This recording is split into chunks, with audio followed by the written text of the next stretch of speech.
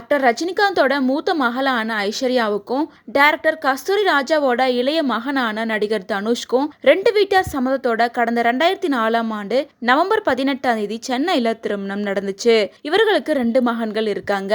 சுமார் 18 ஆண்டுகள் திருமண வாழ்வுக்கு அப்புறமா கருத்து வேறுபாடு ஏற்பட்டதால கடந்த சில ஆண்டுகளா 2 பேரும் தனித்தனியா பிரிஞ்சு வாழ்ந்துட்டு வராங்க. இந்நிலையில கடந்த 2022ஆம் ஆண்டு நாங்க 2 பேரும் திருமண வாழ்வுல இருந்து பிரிய போறதா ஒரு ஸ்டேட்மெண்ட்டை ரிலீஸ் பண்ணியிருந்தாங்க. தனுஷ் மற்றும் ஐஸ்வர்யா இடையே உள்ள பிரச்சனைகளை தீர்க்க 2 குடும்பத்துல இருக்கவங்களும் நண்பர்களும் முயற்சியில ஈடுபட்டுட்டு தான் இருந்தாங்க. ஆனா 2 பேரும் விவாகரத்து பெறுவதில் ரொம்பவே உறுதியா இருந்திருக்காங்க.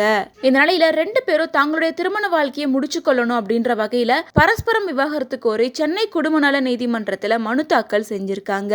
இந்த மனு முதன்மை குடும்ப நல நீதிமன்றத்துக்கு விசாரணைக்கு வந்தது. முதல் 6 மாத காலம் 2 பேருக்கும் அவகாசம் வழங்கி விசாரணையை தள்ளி வச்சிருந்தாங்க. மேலும் இந்த மனு மீண்டும் விசாரணைக்கு வந்தப்ப 2 பேருமே விசாரணைக்கு நேர்ல ஆஜராகவே இல்லை. எனவே வழக்க தள்ளுபடி பண்ணிட்டாங்க. மீண்டும் கடந்த 21ஆம் தேதி விசாரணைக்கு வந்தது. அப்ப நடிகர் தனுஷ் ஐஸ்வர்யா 2 பேருமே நேர்ல ஆஜராகி இருந்தாங்க.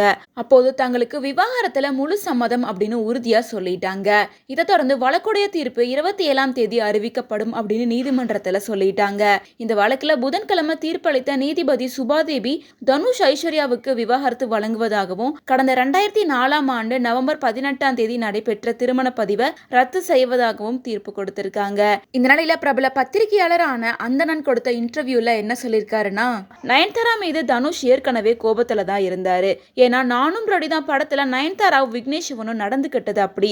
அதுக்கப்புறமா அந்த ஆவண படத்துக்கான வீடியோக்களை தனுஷ் கிட்ட அவங்க நேரடியா கேட்காம தனுஷோட மேனேஜரை வச்சு குறுக்கு வழியில முயற்சி பண்ணாங்க.